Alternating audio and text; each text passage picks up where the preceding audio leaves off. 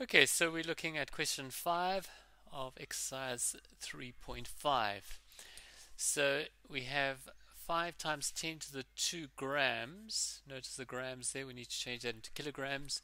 Of an aluminium block is heated to 350 degrees Celsius. Determine the number of kilograms of ice at 0 degrees Celsius that the aluminium block will melt as it cools. So we're going to have the aluminium, the Al, that is going to go from 350 degrees to 0 degrees Celsius, and as it does so, it's going to release energy, and the Q that it's going to release will equal mc, change in the temperature. The mass is going to be, it's 5 times 10 to the 2 grams, so it's going to be 0.5 kilograms times the specific heat of aluminium, and that you need to be given.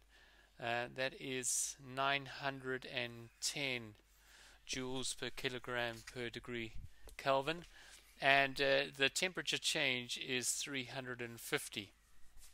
Now, all of that energy we are assuming goes into this. All this energy goes into melting the ice. So that is going to equal the Q to melt the ice. So we can therefore say that's going to be the mass, which we're trying to work out, times the latent heat of the melting process.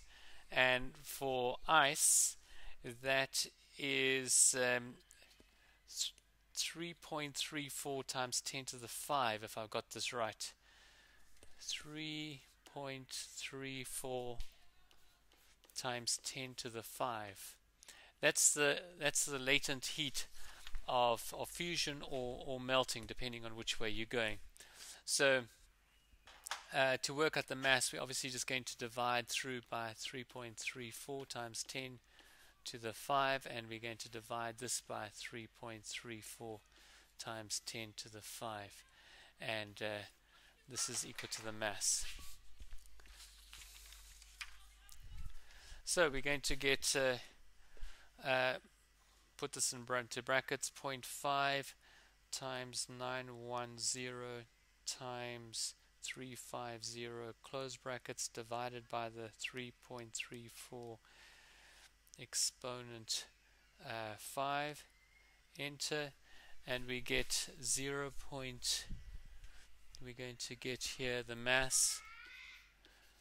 Now here, did you notice we got two significant figures always? So we're getting 5.0 and 350.